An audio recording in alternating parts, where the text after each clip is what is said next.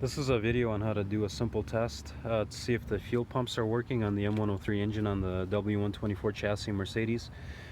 Take your air filter off and then take a look at this. This is your fuel pressure regulator. So when your fuel pumps are working, they're sending fuel through these lines here, through here, then through the fuel pressure regulator, and then it goes down there. So what you want to do is unscrew this end, maybe move it to the side, place some rags here, and then see if you can find a tube, and then stick the tube on this end of the fuel pressure regulator and make sure this other end goes in a bottle or something like that. The bottle has to be bigger than 1 liter, so make sure you have that in mind.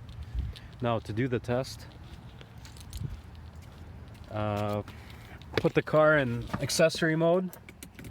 So that's the last position basically before you're turning the car on. And at this point your fuel pumps are working and pumping fuel through the fuel pressure regulator into the bottle.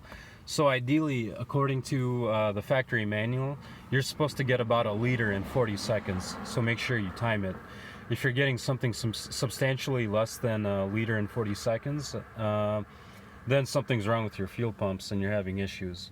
Otherwise, if you're around 1 liter, then you're all good.